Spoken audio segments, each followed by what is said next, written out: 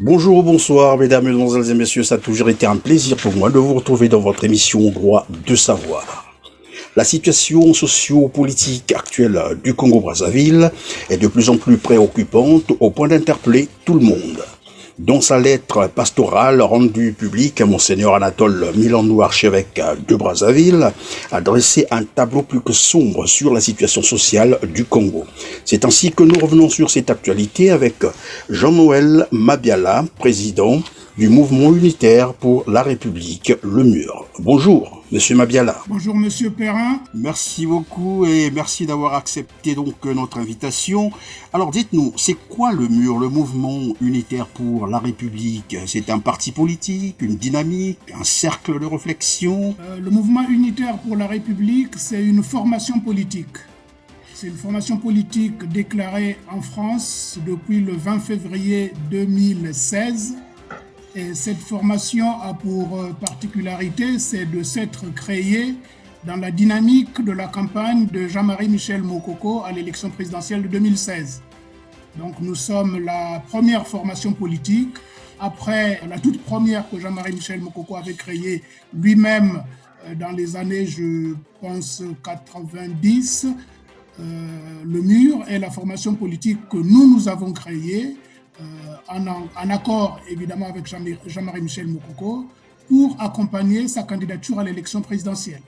Mais ce n'est pas une formation politique de Jean-Marie Michel Mokoko. C'est une nuance de taille puisque en 2016, Jean-Marie Michel Mokoko s'engageait dans une élection présidentielle au service de tous les Congolais, pas en étant le candidat d'un groupuscule ou d'une écurie quelconque. Voilà les conditions dans lesquelles le MUR a été créé. Savez-vous qu'il existe plusieurs autres mouvements, notamment Dynami ou alors associations, peut-être d'autres partis aussi, qui revendiquent défendre les idéaux du général Jean-Marie Michel Mokoko? En quoi le MUR se démarque-t-il des autres mouvements? Nous avons la particularité, pas de se revendiquer de Jean-Marie Michel Mokoko, mais de partager des valeurs et un projet. Nous sommes vraiment en termes de partenariat avec Jean-Marie Michel Mokoko. Nous avons proposé un partenariat à Jean-Marie Michel Mokoko. Parlons donc de général Jean-Marie Michel Mokoko lui-même. Probablement que vous avez quelques informations sur lui. Quel est donc son état de santé actuellement et la suite de son combat politique? Souffrez que je ne vous donne pas des informations de l'état de santé de Jean-Marie Michel Mokoko pour deux raisons. Je ne suis pas médecin et vous savez que les données sur sa santé ne sont pas publiques. Il n'y a aucun communiqué public. Donc moi, en tant que partenaire politique, je n'ai pas plus d'informations que vous. Donc ça, c'est au niveau officiel. Au niveau officieux, évidemment, on est en contact avec ses parents, avec ses plus proches. Nous avons des nouvelles, mais qu'on n'est pas habilité à communiquer. Donc là-dessus, on ne peut rien vous dire, à part qu'il a le moral. Il reste le même homme combatif et déterminé dans l'idéal qu'il a lancé en 2016. Parlons donc des élections présidentielles qui sont donc prévues pour mars prochain, le 17 et le 21 mars bien entendu. Les Congolais sont donc attendus aux urnes. Alors, qu'est-ce que le MUR entend-il faire pour ces élections? Prendra-t-il part ou il opte pour toute autre chose? Pour nous, la perspective d'une élection en 2021 dans un contexte où le pays est en crise, et une crise multidimensionnelle, cette perspective ne nous paraissait pas du tout une priorité. On peut objecter le respect de la Constitution qui voulait que le mandat du régime en place se termine en 2021, donc il fallait une élection.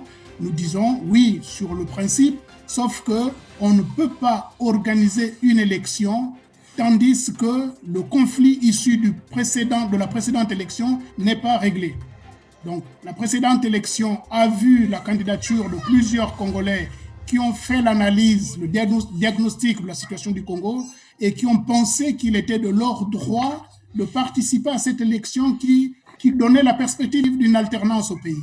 Et le fait que les personnes qui sont engagées dans cette campagne se retrouvent en prison du fait simplement d'avoir participé à cette campagne, du fait d'avoir refusé de cautionner le hold-up électoral qui a été orchestré à l'issue de cette élection, nous pensons que les conditions ne sont pas réunies pour aller à une autre élection et que cette élection ne peut pas être ni libre ni transparente.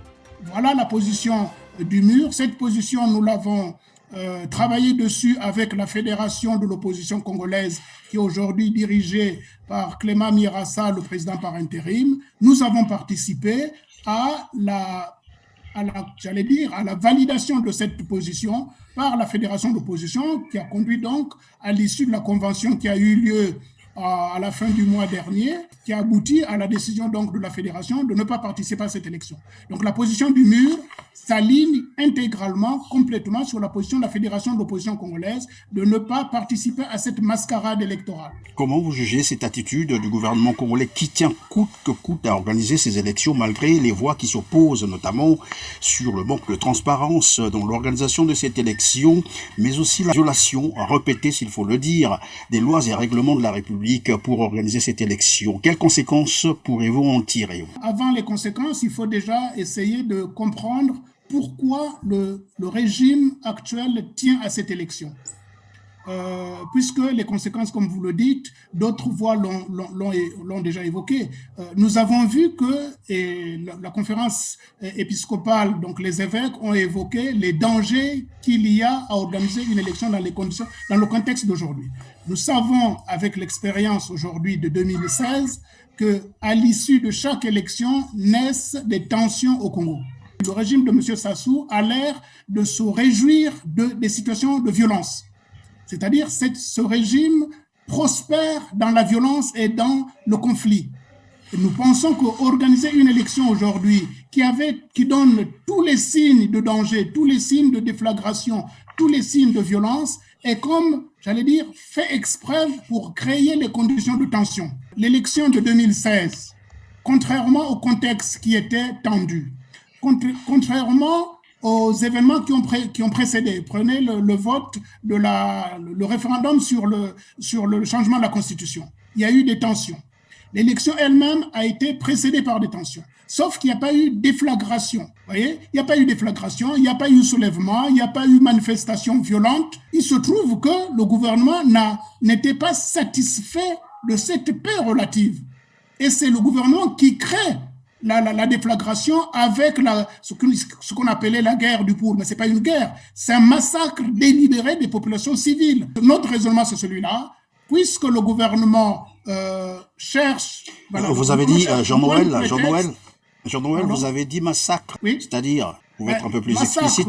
C'est-à-dire que le gouvernement a lancé des militaires, des miliciens, armés d'engins de guerre sur des populations civiles. Je suis là, je n'affabule pas, je n'invente pas une réalité. C'est ce que les populations du département du Poul ont vécu pendant des mois et des mois à partir d'avril de 2016. Et vous le savez... Alors que le gouvernement se justifiait comme quoi il était en train de rechercher un fugitif. Oui, mais vous savez qu'avant de parler de fugitif, M. Sassou avait dit qu'il n'y avait pas de problème dans le Poul. Les premières réactions du régime, c'est il n'y a pas de problème dans le Poul. Il n'y a pas de crise, il n'y a rien. Tout va bien dans le Poul. Jusqu'au jour où nous avons vu, au boulevard des Armées, une cérémonie en hommage des militaires morts dans le Poul. Bon, sauf que nous sommes dans le même pays, nous sommes dans la même République. M. Sassou fait une cérémonie d'hommage aux militaires. Mais qui a rendu hommage aux civils? On va utiliser un terme peut-être qui peut faire plaisir à M. Sassou, les victimes collatérales, pour ne pas dire que c'est elles qui étaient visées. Qui a fait l'hommage aux victimes collatérales? Qui a fait l'inventaire des victimes collatérales dans le Poul? Monsieur Christian Perrin, nous sommes dans un pays, nous sommes dans une nation. Comment on peut comprendre qu'en 2020, nous ne sommes pas en guerre, il n'y a jamais eu d'état de guerre déclaré au Congo. Mais pourtant, on a mobilisé des engins de guerre, des hélicoptères de guerre pour tirer sur des populations. Pour moi, ce comportement-là, c'est un comportement simplement criminel. C'est irresponsable de la part de M. Sassou en tant que président. Moi, je ne sais pas mon président, mais aujourd'hui, il est le président de fait du Congo. C'est irresponsable. Et ça, c'est des actes sur lesquels le régime de Brazzaville devra répondre un jour. Jean-Noël, nous recevions évidemment sur notre plateau ici Madame Sidonie Salabandi qui rappelait que finalement le pouvoir est toujours resté au bout du canon au Congo-Brazzaville, c'est juste la forme qui a changé.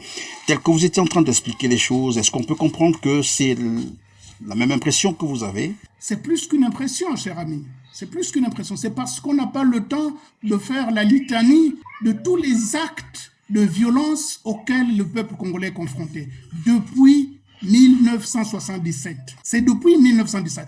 Rappelez-vous que pendant 2 semaines, après la mort de 3 hautes autorités dans un pays, 2 présidents de la République et un prélat, après la mort de ces 2 hautes personnalités, il y a eu des pelotons d'exécution pendant 2 semaines. Et vous parlez de qui exactement? Il y a des jeunes certainement qui n'ont pas connu ces événements. Vous pouvez nous rappeler les noms? C'était quoi? Je vous parle de l'assassinat du président Marien Ngouabi le 18 mars 1977, l'assassinat du président Massamba Deba, dont on n'a jamais retrouvé le corps encore aujourd'hui, et de l'assassinat, le cardinal Émile Biayenda. Quand on prend ces actes-là, et ça c'est, j'allais dire, les piliers, les 3 piliers de ces 2 semaines d'horreur. Après, il y a eu des personnes, des témoins gênants qu'on a massacrés pendant 2 semaines. Donc, je vous disais, j'ai encore suivi le témoignage de l'avocat Jacques Okoko, je pense, à la conférence nationale, qui disait littéralement que la responsabilité première de ces 2 semaines de massacre au Congo incombe à M. Sassou, qui était ministre de la Défense d'abord, mais surtout c'était le principal régisseur de l'ordre pendant cette période, puisqu'il n'y avait pas encore le comité militaire du parti n'était pas encore installé. Donc vous voyez, quand on parle de cet événement, on prend tous les événements qu'il y a eu par la suite. Je passe outre certains petits détails, comme les attentats de Cinéma Star dans les années 80. Pareil, les jeunes ne savent pas ce que c'est, mais concentrons-nous sur les 2 semaines de mars 77, la guerre civile de 97, les massacres qui ont suivi dans les régions de la Bouenza et du Poul, ce qu'on appelait l'opération Mouebara. Ces événements-là ne sont pas des inventions, il y a des documents qui circulent. Nous serions dans une république, dans une nation préoccupée par, j'allais dire, la paix et la sécurité. Le gouvernement aurait pu faire la lumière sur ces documents. Les documents, par exemple, sur l'opération Mouebara, circulent depuis 20 ans aujourd'hui. Mais personne n'a jamais rien expliqué sur ces événements. Prenons les disparus du Beach en 1999. 350 personnes qui disparaissent. Il y a eu un procès, on va me dire. À ce procès, tout le monde a été acquitté à ce procès. Cet acquittement veut dire quoi? Qu'il n'y a pas eu mort d'homme, vous voyez? Donc, on continue, jusqu'à ce qu'on arrive à 2015, 2016, etc. Donc, le régime de M. Sassou est un régime sanglant. C'est le moins qu'on puisse dire. Je suis en situation de responsabilité. J'ai une formation politique, je m'adresse à des Congolais, je ne peux pas me permettre des approximations. Je n'ai pas à accuser Sassou de quoi que ce soit, puisqu'il n'y a pas eu procès de quoi que ce soit. N'empêche oui, mais tout au moins, il y a quand même un haut cadre militaire de son bord qui disait « Nous avons tué dans le Poul, il y a eu le ciel n'est pas tombé ». C'était là aussi un aveu, non? Oui, c'est pour ça que j'allais en arriver à ça. La première chose, je dirais, la responsabilité de M. Sassou, elle est d'abord politique. Il est à la tête du pays, il est le premier responsable de tout ce qui se passe au Congo. Tant qu'il ne donne pas les moyens de rendre justice. Pour l'instant, on n'a pas de témoignage accablant direct et pour j'allais dire, une décision de justice, nous n'allons pas parler de culpabilité du point de vue juridique. Mais politiquement, il est le premier et l'unique responsable de ce qui s'est passé au Congo. Après, on ajoute, j'allais presque dire par bonheur, la déclaration, c'est la 2e personnalité politique au Congo, M. Okemba, qui dit en toute impunité, en toute irresponsabilité, avec légèreté, qu'ils ont massacré les gens dans le Poul et le ciel ne leur est pas tombé sur la tête. Donc, quand on prend ce genre de déclaration, on se dit, il y a problème au Congo. Oui, et pour terminer, vous vous rappelez, et c'est pour ça que quand on a affaire à M. Sassou, il faut prendre toutes ces déclarations à la lettre. En 2014 ou 2015, M. Sassou, à Kinkala, a fait une annonce, une menace. Il a parlé des gens qui ne connaissent pas le goût du sang parce qu'ils n'ont pas été blessés à la langue. Mais c'est un propos grave d'un président de la République. C'est un propos d'une gravité. Et on a vu ce qui s'est passé par la suite. Voyez, on était en 2014 ou 2015, 2 ans plus tard, dans la même région du Poul, il a fait goûter aux gens le goût du sang. Voyez, moi je crois que nous devons pas prendre les choses. Le reproche que je fais aux politiciens congolais, c'est prendre les choses à la légère. Je ne me vois pas aujourd'hui aller battre campagne au Congo, dans le Poul, dans le Niari, dans la Bouenza, dans la cuvette comme dans la Sanga, sans, j'allais dire, demander publiquement à M. Sassou de s'expliquer sur ce genre de propos. Et les siens, à propos du goût du sang et la blessure à la langue, et les propos d'Okemba sur les massacres du Poul. Oui. Mais là, ils battent campagne tranquillement, comme si nous étions un pays de paix, comme si tout allait bien, tandis qu'il y a des cadavres dans les placards. Dernier exemple, le massacre des jeunes dans le commissariat de Chakona. Il paraît qu'il y a eu décision de justice, les parents ont été indemnisés, mais dans quel pays du monde on peut imaginer 15 jeunes hommes qui sont assassinés à balles réelles, à bout portant dans un commissariat? Et le directeur de la police n'est pas inquiété. Le ministre de l'Intérieur n'est pas inquiété. Le président de la République ne s'exprime même pas. Mon cher ami, dans un contexte comme ça, on ne peut pas parler d'élection. Pourtant, là, nous sommes déjà presque sur la dernière pente d'ailleurs pour les élections présidentielles de mars 2021 qui, en fait, si l'on comprend très bien, pour le régime en place, l'élection est une fin en soi. Est-ce qu'on peut penser que là, le Congo s'achemine vers une élection de tous les risques? Sinon, comment arrêter cet élan pour éviter aux Congolais une nouvelle crise post-électorale? Les dés sont pipés. Toutes les conditions sont réunies pour qu'il y ait une tricherie à la grande échelle. Toutes les conditions sont réunies. Je vous prends un exemple. Cette élection, il paraît, le premier tour se fait en 2 jours. Le 17 mars, c'est les forces de l'ordre qui votent et le 21, le reste des Congolais.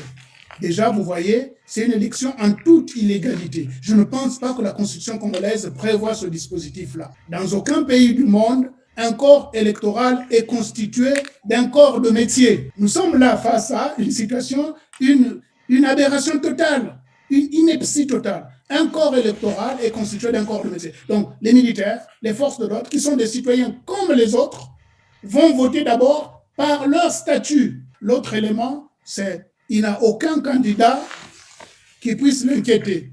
Et ça, vous me direz, c'est votre faute à vous, puisque vous ne lui avez pas opposé un candidat de taille.